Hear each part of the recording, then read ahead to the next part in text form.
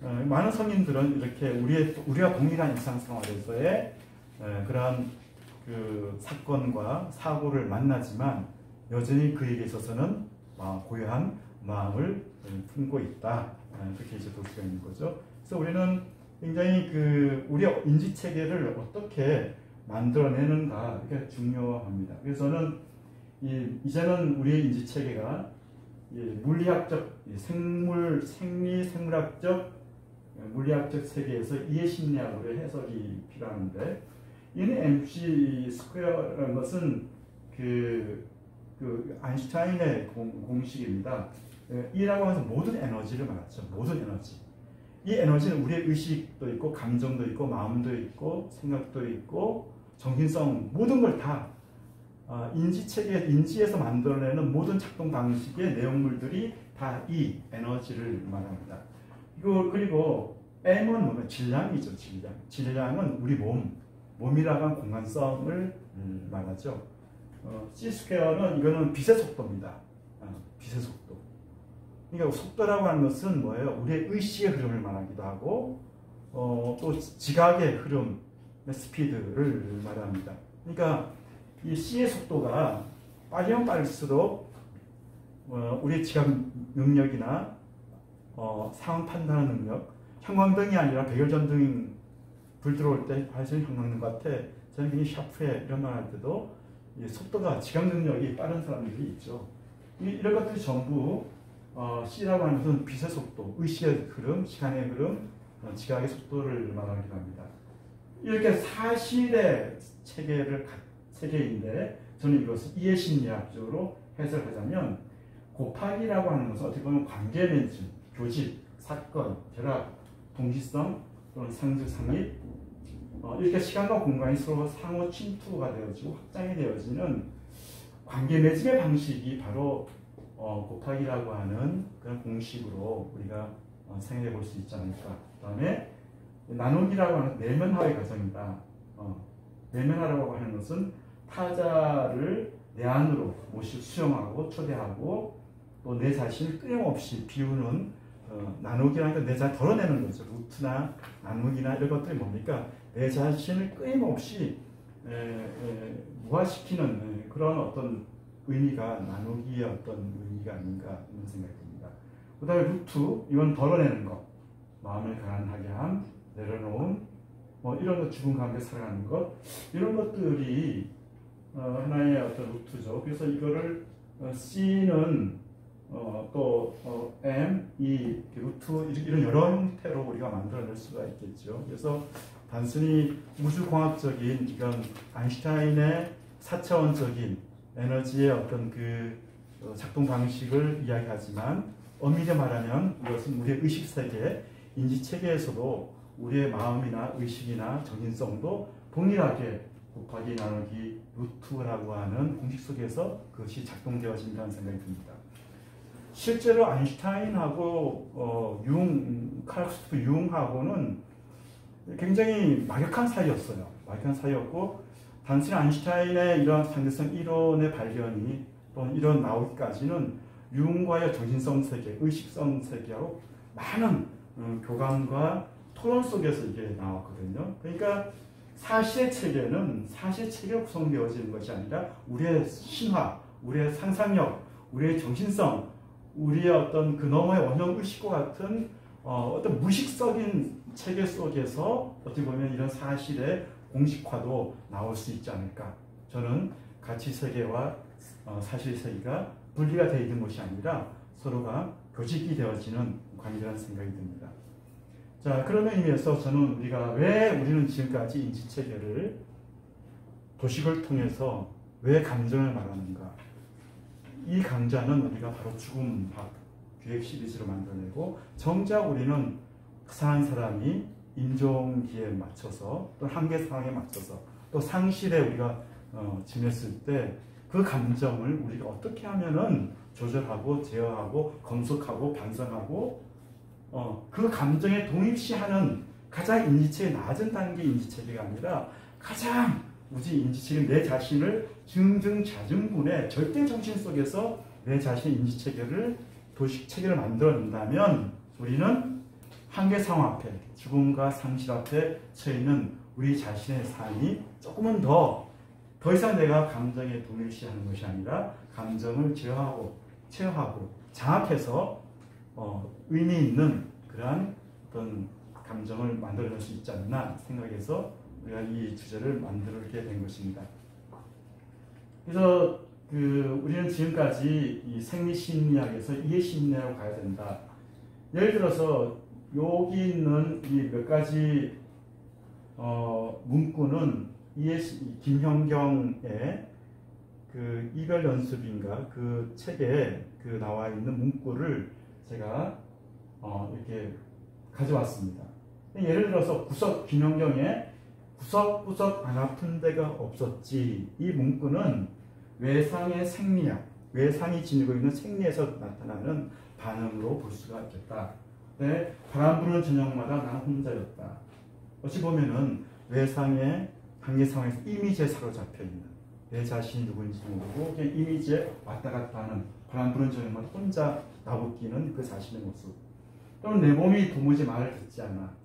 외상을 맞는 충격과 무감각 속에서 죽음의 한계 상황에서 와닿는 그러한 언어로 우리가 이해할 수 있지 않을까.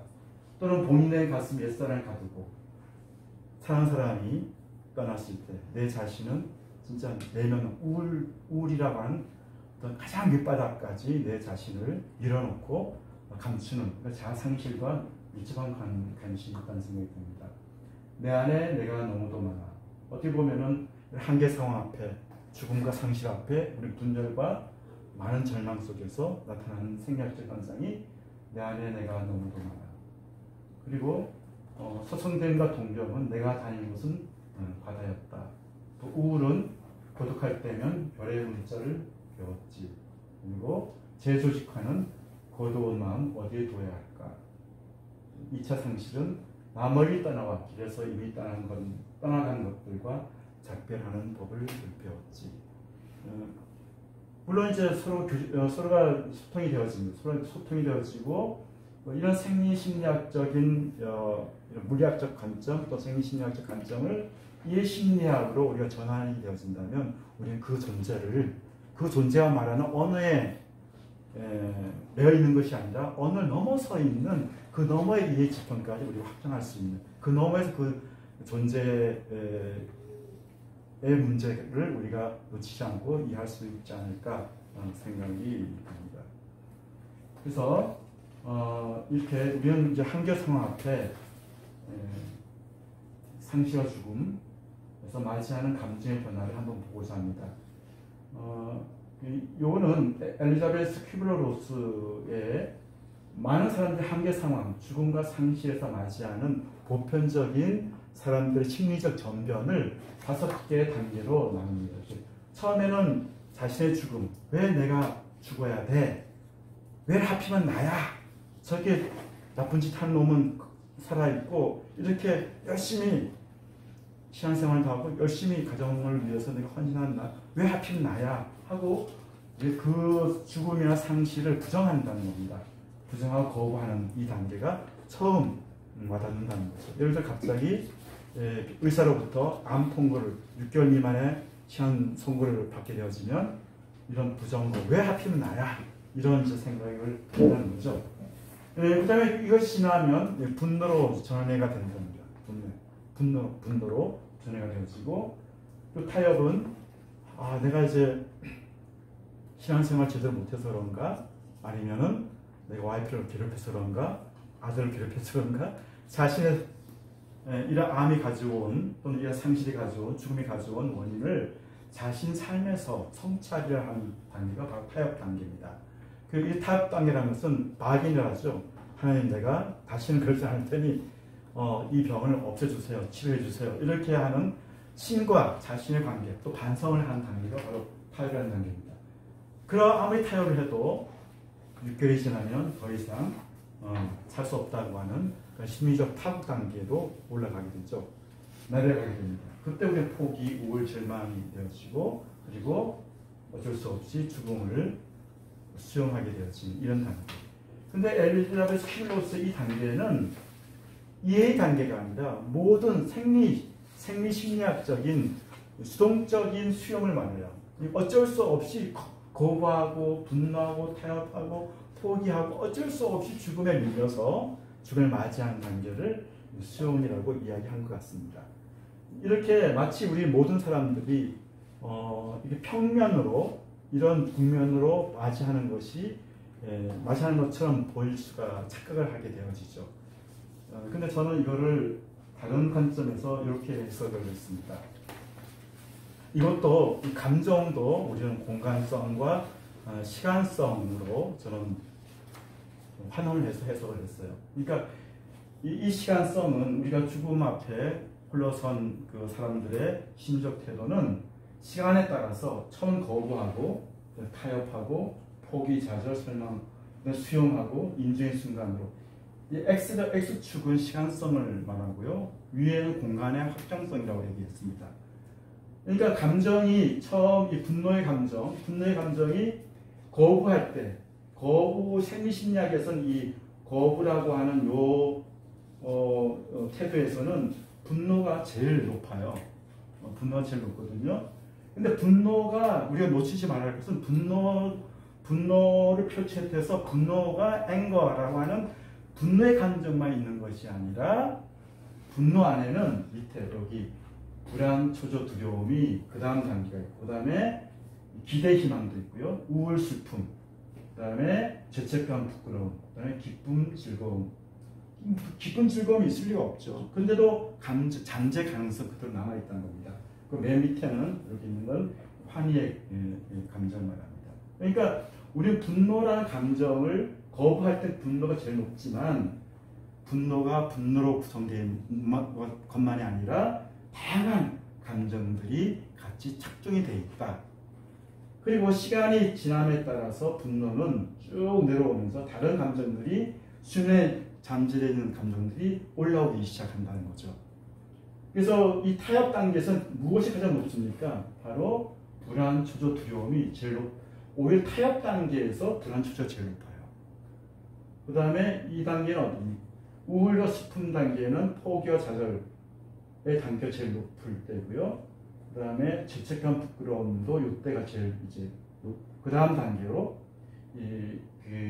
우울과 슬픔 그 다음 우울과 슬픔이라고 하는 감정 아래 두 번째 마이너 단계는 바로 죄책감, 부끄러움이 같이 있고 여전히 이 단계 이 불안, 초조도 같이 있습니다. 그리고 분노도 또 있고요. 그 다음에 이런 이제 기대, 희망도 뚝 떨어져 있죠.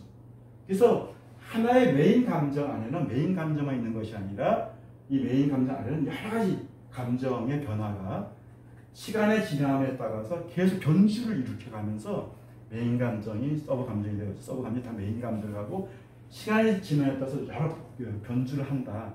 그런 생각이 들고요.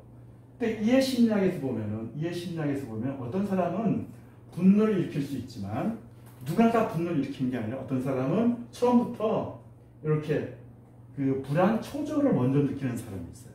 어떤 사람은 오히려 기대와 희망을 갖고 있는 사람이 있고 어떤 사람은 우울과 슬픔이 먼저 오는 사람이 있고 출발하는 그 기시, 출발하는 지점이 사람들마다 다 다르다는 것을 우리는 여기서 표시를 했고 그렇게 알 수가 있어요.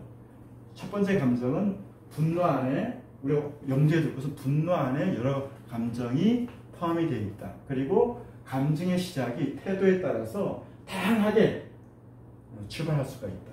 저 같은 경우는 만약에 너 3개월밖에 못 살아 그러면은 저는 솔직히 말하면 분노보다는 오히려 그냥 이 죄책감이 더 생길 것 같아요. 그냥 다 미안한 거야. 나를 바라보고 부모님한테 제일 미안하고요. 가족한테 미안하고요. 또 친구들한테 나를 바라봤던 모든 사람 내가 먼저 해야 할 일이 많음에도 불구하고 이제 3개월밖에 못 살고 간담하니 오히려 죄책감과 부끄러움이 더 있는 거야. 하필이면 내가 왜 이거를 해서 이렇게 더 많은 걸 못 드리고 괜히 먼저 부모님 먼저 가는 감에 대한 어떤 또 가족보다 먼저 감에 대한 죄책감이 오히려 저 같은 경우는 그래요. 오히려 분노보다는 오히려 저한테는 죄책감, 부끄러움이 더 강하다는 거죠. 이것은 저만의 문제, 누구나 다 처음부터 분노가 제일 있는 것이 아니라 각각의 성향과 인지 체계에 따라서 이것이 다 다르다는 것을 우리가 인지해야 된다는 것입니다. 이렇게 본다면 결국은 우리가 키로스의 그 감정의 어떤 평면적 도식보다는 뭔가 시간에 따라서 공간의 감정이 여러 가지로 변전이 된다는 것을 우리는 알 수가 있습니다. 그래서 이해 심리학에서는 오히려 거부가 내가 인지감정이 높다면 거부가 이해가 되어지고 그냥 타협이 되는 게 아니라 오히려 내 안에서 화해가 되어지고 또 포기 절망이 아니라 오히려 내가 자율적으로 선택해서 내려놓는 그런 작업이 될 수 있을 것 같고요. 수영도 수동적인 수용이 아니라 능동적인 수용으로 이렇게 전해야 된다는 거. 그리고 임중의 순간에 비극이 아니라 오히려 품이 있는 평온하고 평안한 평강이 있는 그러한 품이 있는 마음으로 갈 수 있겠다. 결국 우리는 인지체계가 이해심리학의 구조는 인지체계가 어떤 인지체계로 우리가 작동하느냐에 따라서 인정에 맞이하는 사람들의 품위와 그런 불안 공포로서의 수동적 감정이나 능동적 감정으로 전할 수 있는 힘이 여기에 있다고 보여집니다. 드디어 이제 우리는 결론을 지어야 할 때가 있습니다. 드디어 상실의 치유의 바다로 어떻게 할 것인가. 그것은 그로 하여금 말을 하게 한다. 제가 이렇게 결론을 내는 것은 지금까지 촘스키나 소시르나 이런 언어 철학을, 언어 분석을 가지고서 지금까지 치료의 정신 분석에서 많이 활용했던 것 같습니다. 물론 그 전에는 프로이트나 라칸이나 많은 프로이트안들이 프로이트가 많은 삶을 표현한 언어로 이미지, 사건의 이미지를 어떻게 하면 언어로 표현할 것인가, 이것이 치료의 관건이었죠. 그 프로이트의 직계자, 후계자인 바로 라칸 같은 경우도 사건의 이미지를 최대한 재현시켜서 말로 표현했을 때 치유가 된다는 것을 라칸은 발견을 했습니다. 이런 것들은 어찌 보면 지금까지 그 인간의 치유, 인간의 그 치유의 기전이 단순히 생물학적인 것으로만 치유되는 것, 약물로만 되는 것이 아니라 인간은 말을 통해서, 말을 함으로써 스스로 치유의 길을 가게 된다는 것을 이들이 발견이 되어진 거죠. 그래서 이들은 약물로 모든 것을 정신증이나 신경증을 완화할 수 있음에도 불구하고 끝까지 3년, 4년, 5년, 6년 수년이 걸리더라도 언어 치료를 통해서 온전한 실존적 삶으로 전환시킨 환자들이 많다는 거죠. 우리 사나틀로지 죽음학에서 마찬가지입니다. 죽음과 한계 상황에 있는 내담자로 하여금 그의 어떤 인지도식을 언어로 말을 하게 함으로써 치유의 기전을 올릴 수 있는 것도 하나의 좋은 실전 정신분석에서 말하는 치료가 아닌가 생각이 들어집니다. 그래서 우리가 말을 한다고 하는 것 자체가 어떻게 보면 감정을 표현하는 거죠. 감정을 표현하는 것이고 그 감정은 표현함으로써 우리는 말 자체가 그 사람의 무의식의 물리가 말로 그것이 튀어나오게 나오는 거죠. 그래서 우리는 그 말을 통해서 그 사람의 무의식적인 내용이나 억압된 내용들이 무엇인지를 알 수가 있습니다. 그래서 말을 한다는 것은 곧 말을 통해서 내 자신뿐만 아니라 사물에 대한 인과관계를 우리가 알 수 있다고 하는 것입니다. 그리고 그 인과관계를 우리가 재구성함으로써 자기 스스로가 말을 함으로써 알아차리는, 또 주시하는, 관찰하는 그런 단계로 가게 된다는 거죠. 어떻게 보면 말을 한다고 하는 것은 이미지나 관념에 사로잡혔던 그 이미지가 체화되어져 가는 그런 과정으로 볼 수가 있겠습니다. 그래서 우리 말을 한다고 하는 것은